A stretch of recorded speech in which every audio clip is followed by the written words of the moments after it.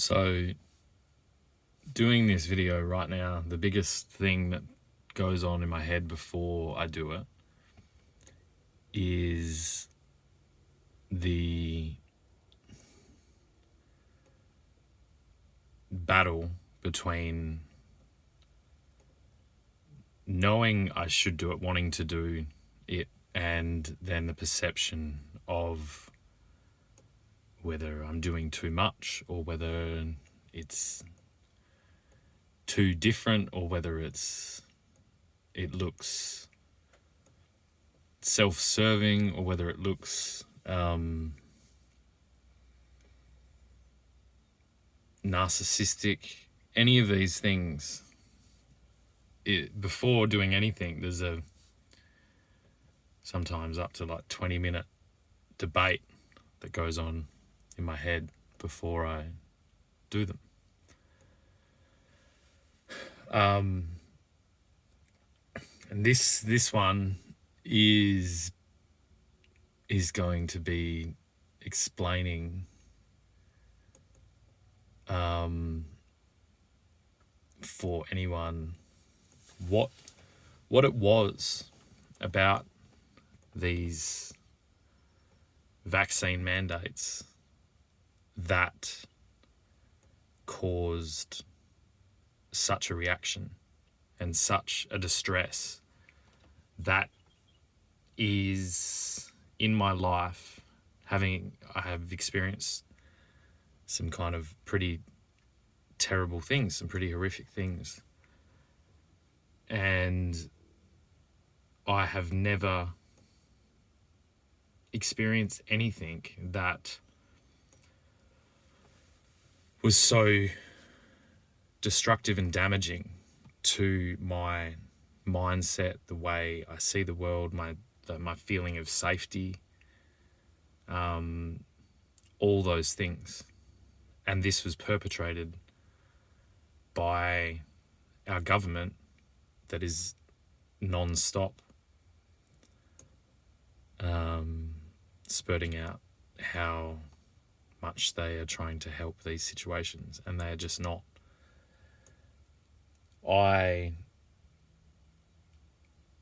Smack bang in the middle of this this pandemic, for my story, I was in the middle of, after having a certain situation where my autonomy of my life was taken away from me, and unfortunately helped along by the people that were closest to me.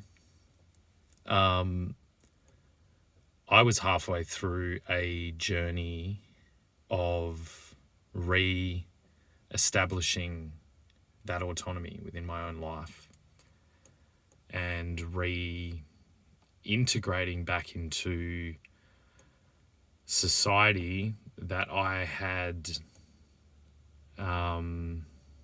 that had just been basically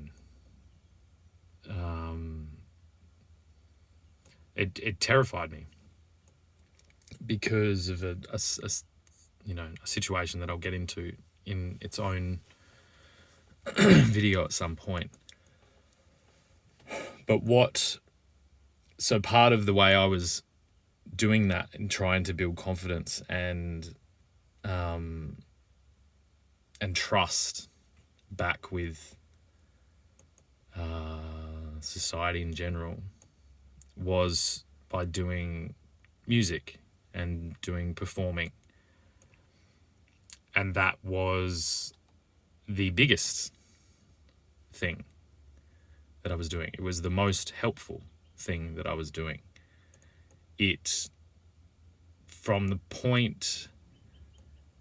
lowest point that I hit, it took me about 3 or so years to get to a point where I was on stage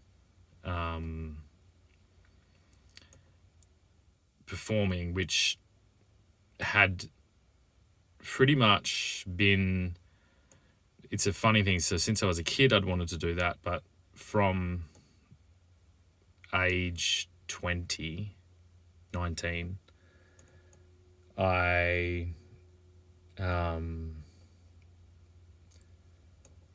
lost my brother to a pretty terrible accident. And that was at such a pivotal age that I just put it away. I locked it in a safe and threw away the key, basically. And so I hope you can follow along with this. But anyway, I then had another situation that came later on that brought it back. And in the process of bringing that back, that had always been there, I had every system, every person pretty much in my life attacked that to the most extreme extent you could imagine, where literally my freedom and body autonomy was taken away. And this was way before the vaccine, way before the mandates. And so having experienced that and being in the situation where I was at the pinnacle of where I was trying to get to as a person, and then to have that taken away under the guise of health and public health, to me was the biggest and most disgraceful act of persecution towards an alternative form or an alternative model of existence or healing, whatever you want to put into it, that it set me onto a path that I'm still on. And sometimes on that path, I have incredible strength and resiliency and bravery and all those things. And sometimes I don't. And so what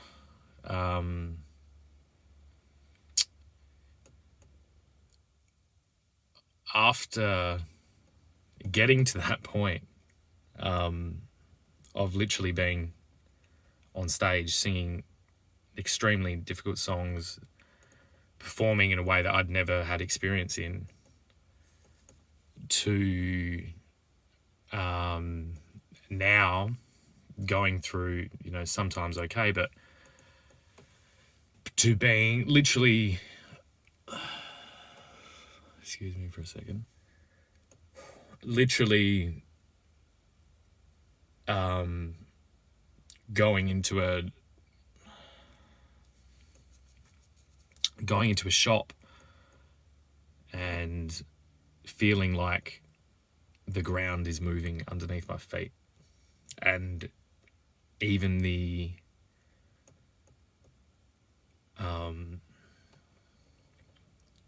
simple act of interacting with one person in a public environment and being absolutely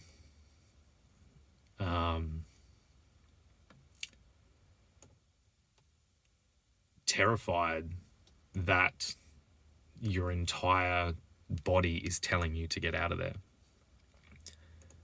is horrendous. And all I can imagine is that this happened to me, and I was already quite aware, already quite confident in coping mechanisms and things like that I'd developed from years before. That the thought of younger people or people in worse situations or these things trying to deal with this right now breaks my heart. And the way that this government not only forced something on us, but which is damaging enough as it is, but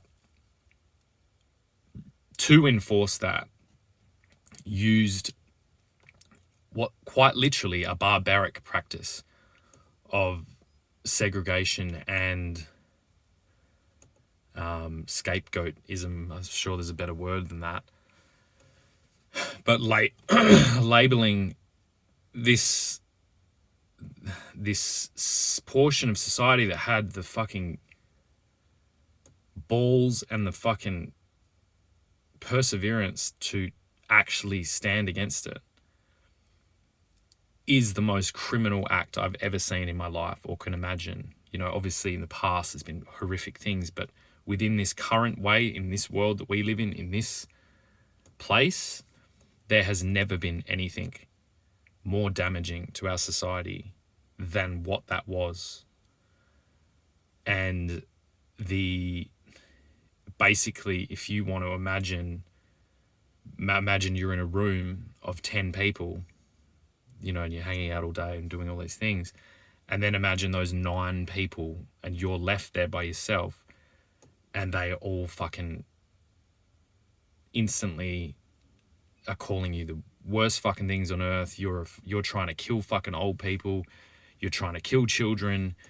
You don't care about anyone. Whatever the fuck it was going on.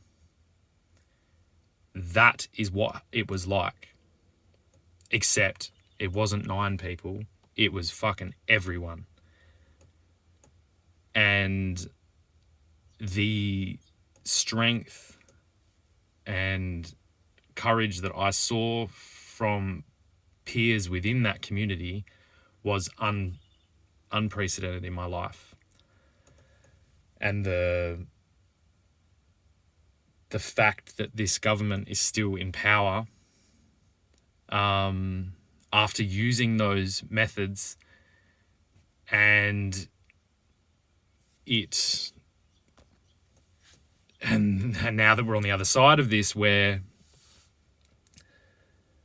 the differences between people that were vaccinated and people that weren't vaccinated are so trivial, and the facts have been twisted and all those things, we're left in a situation where I personally will not stop until these practices that were unleashed are completely stricken from ever being used again in anything.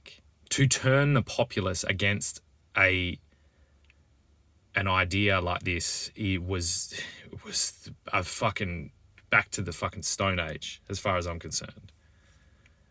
And the damage that will be added up and will be brought on these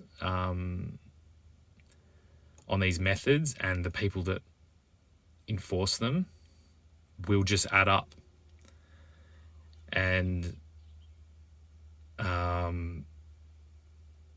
when, you know, if there's one thing that I hope that this does, is it brings people to, it inspires people to maybe just be courageous and just start talking about it. The effects that this had on you, on, you know, on your family, on your children, on your job, on your whatever it was. And we need to know the true cost of what policies and methods like this actually cost. And yeah, before something else happens and we're in it again. Now, I never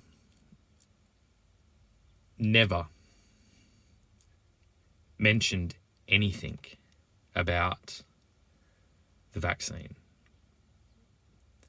to anyone,